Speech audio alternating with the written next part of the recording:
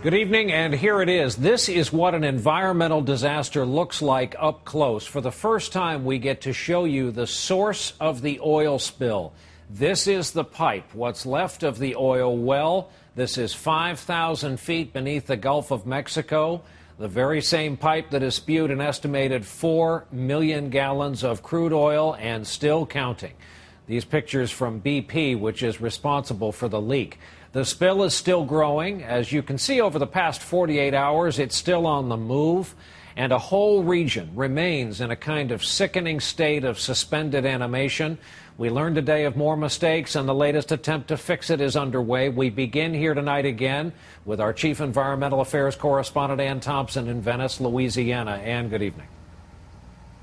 Good evening, Brian. As BP searches for new ways to curtail the flow of oil in the Gulf, we are learning new information tonight about what may have caused this accident. A series of problems with a key piece of equipment that set in motion this human and environmental tragedy. This is the first underwater look at what BP is trying to contain. The nonstop disastrous leak, now in its fourth week. Millions of gallons have poured into the Gulf. You swear or affirm the testimony you're about to give to be the truth? Today on Capitol Hill, a congressional panel zeroed in on the piece of equipment designed to stop the accident that killed 11.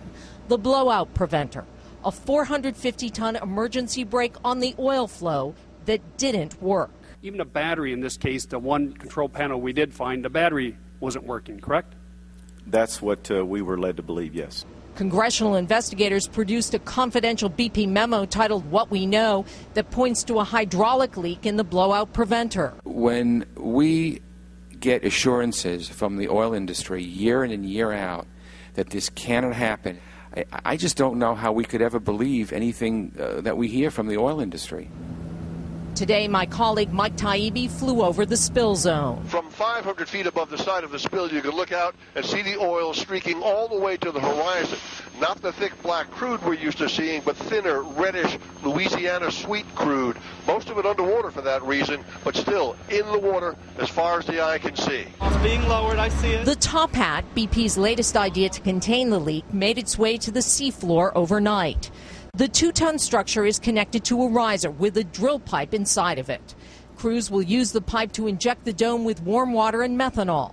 They want to prevent the ice-like hydrates that clogged the giant containment dome over the weekend, rendering it useless.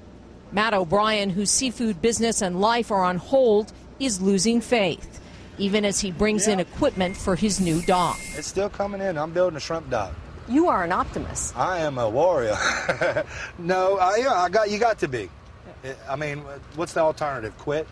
Then that's a 100% guarantee you fail. Long as there's a shot that we can succeed, we're going to work toward that goal.